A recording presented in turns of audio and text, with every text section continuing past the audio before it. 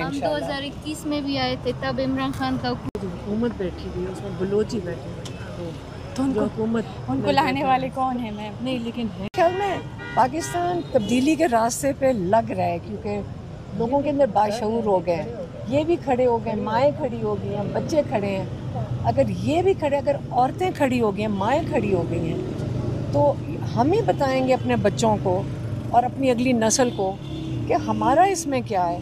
हम आप लोगों के लिए खड़े हैं और हम आपके लिए हिम्मत कर रहे हैं। हम 2021 में भी आए थे, तब इमरान खान का हुकूमत। इमरान खान हमेशा कहते हैं ये जो बंदूक के ज़रिए कोई दुनिया का हल नहीं होता, हमेशा मेज़ पे बैठ के अमन, अभी आज भी उन्होंने कहा है कि अमन के लिए, अगर अमन के लिए कोई खड़ा हो रहा है, अमन के लिए सबके साथ आप खड़े हो। हम भी, हमारे जो लोग हैं, जो मेरी बहन है, उनके साथी हैं, वो भी उसी अमन के लिए आज कैद हैं। उन्होंने भी यही कहा रियासत से कि आप, हम पुरअमन लोग हैं, हमें सिर्फ जीने का हक दें, आप हमारे वसाइल ले लें, हमारी जितने भी सब कुछ हमें लेकर जाए, लेकिन हमें जीने का हक दें, हमारे लोगों को जीने का हक दें।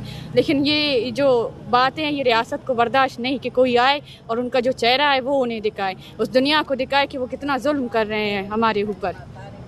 हुकूमत बैठी हुई है, उसमें बलोची बैठे हुए हैं, तो हुकूमत उनको लाने वाले कौन है मैम? नहीं, लेकिन है तो वही ना, बलोच है। वो अपने इलाके के लिए खुद भी तो आवाज़ उनको उठानी चाहिए। तो उन्हें हम बलोच नहीं समझते, हम उन्हें बलोच नहीं समझते। वो रियासत के बलोच होंगे, उनके बलोच होंगे जो 10 वोट में आते हैं, रात हुक्मरान बनते हैं, लेकिन हमारे बलोच नहीं, हमारे लिए वो बलोच नहीं है, हम उन्हें बलोच कंसीडर नहीं करते।